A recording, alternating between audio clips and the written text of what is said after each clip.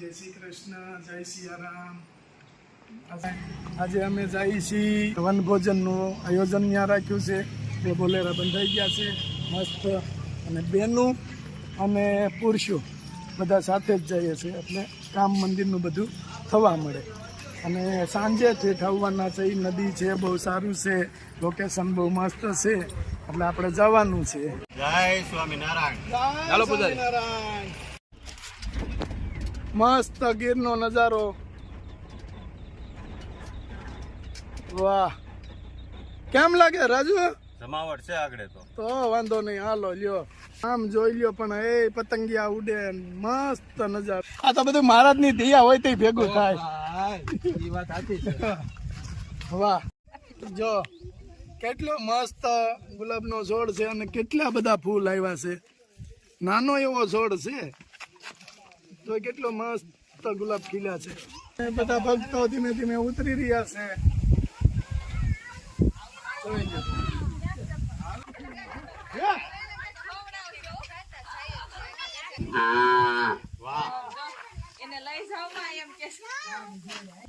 હાલો ready, હાલો બાળકો બેસી જાવ ગાડામાં, આવું છે ને વાડીએ। હા હાલો બધા ને, હવે બેસી જાવ, નાવા લઈ જાય, અહીંયા હાલવું નહીં તમારે। જોડવું અને છોડવું બે આપણામાં કાકા હોવું જોઈએ, આપણે આવડતું હોવું જોઈએ।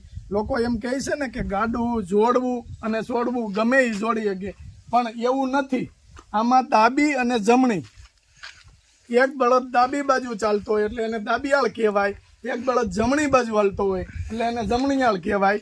એ બેયને તમે ઉલટ સુલટ જોડો ને તો કાં દોડવા મળે અને ગાડું ઊંધું પાડી દે, એટલે ગાડું બળદ જ્યાં જાય ત્યાં જ એને જોડવાના રે, એ રીતે હોય। અને ગાડા આ ડોય હોય, જોતર છે, આટી મારવી પડે અમુક બળદને, અમુક બળદને આટી ન મારવી પડે।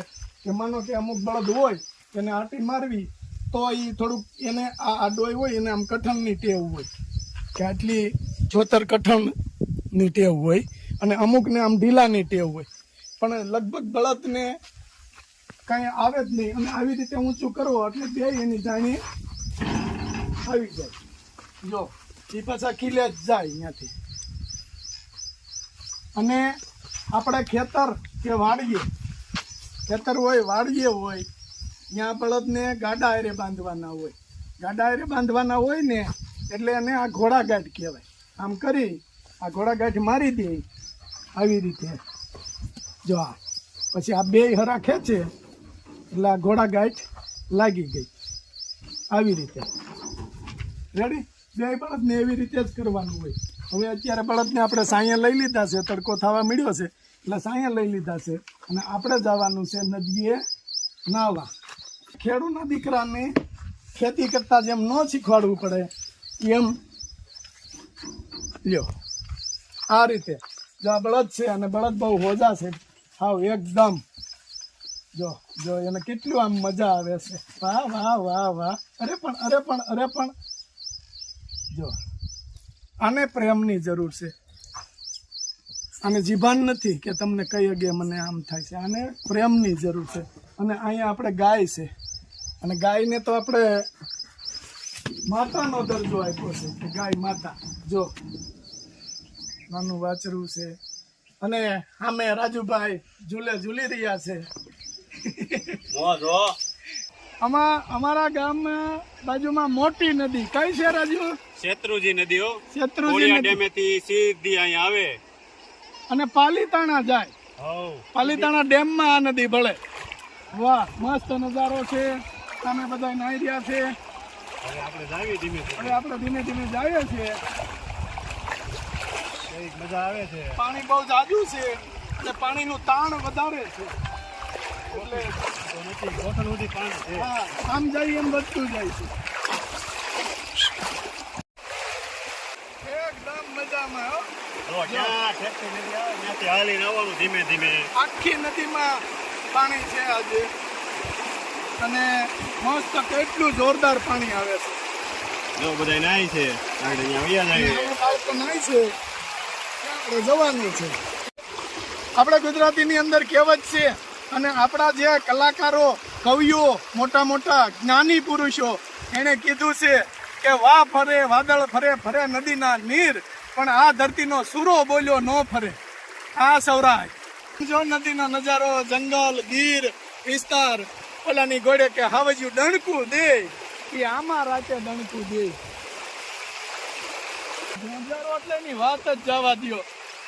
આમાં તો ઓલાની ઘોડે યાદ આવી જાય. મિથિલા શેરના આડા હવળા રસ્તા નજરે નોતા દીઠ્યા મનમોડા મોયા માણા રાજ. મિથિલા શેરના આડા હવળા રસ્તા નજરે નોતા દીઠ્યા મનમોડા મોયા માણા રાજ. મારા તે વીરને પ્રેમેથી મામાએ પૂછ્યું ભાણેજ કેમ મોડા માણા રાજ. ઈ આ નજારો છે. જમાવટ છે હો નાવાની. દેવાંગ હરેશભાઈ કેમ લાગે છે? બધા આવે ને ડૂબકી તો મારવી હોય એકાદી. ડૂબકી તો લે હું એક ડૂબકી તું માર પછી હું ડૂબકી મારું. હા હું જો છું હરેશભાઈ ડૂબકી મારો ડૂબકી. તો ક્યાંક હા એકાદી ડૂબકી.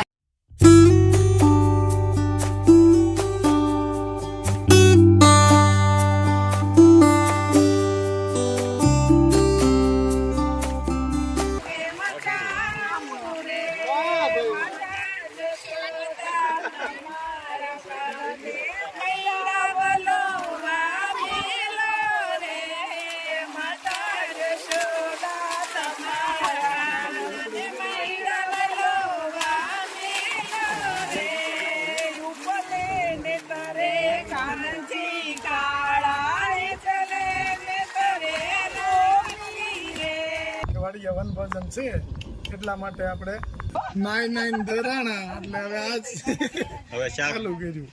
સૂકી ભાજીનું શાકનું પૂરીનું બધું કામ ચાલુ છે અને સામે બાળકોની લાઈન થઈ ગઈ નાસ્તામાં. વેફર ને ચિકન મજા આવી ગઈ ને.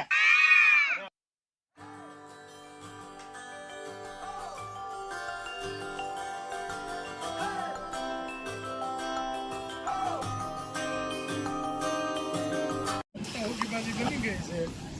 લેટેસ અને લાપસી બની ગઈ છે. અને લાપસી બની ગઈ છે. આવી જાઓ મેળા ઉપર તો પછી આમ બધો નજારો બતાવી. કેમ મજા આવે છે ને બધાને? આંબા માંડવી અને આમલી હો ખાટી જમાવટ છે કાંઈ ઘટે નહીં. આમલીનું તો મહત્વ છે. માતાજીએ આમલીની નીચે રાસ લીધો તો એ મહત્વ છે કે આમલીની નીચે રસોઈ બને. જમાવટ છે આજ. આજે તો જોવાનું. આગળ પાછું જમીન પછી નાવા જવાનું પાછું બધાય નો. હા ફરીવાર પાછું નાવા હવ પરિવાર સાંજે 5-6 વાગ્યા સુધી કોઈ નામ નથી લેવાનું. 5 વાગે પાછો છેલ્લો નાસ્તો હતો ભેળ ને પૂરી ચા બધું હાલે લે હું વાત છે જમાવટ બોલાવી. જમાવટ જ કરવાની હતી બધું. હા હાલો જય સ્વામિનારાયણ. જો મસ્ત વનભોજન નું આયોજન અને મસ્ત બધા જમવા બેસી ગયા છે. શૈલેષ કાકાએ બનાવી છે લાપસી ને ફરાળ. જમાવટ છે. તો ઘટે જ નહીં. હવે એક નંબર.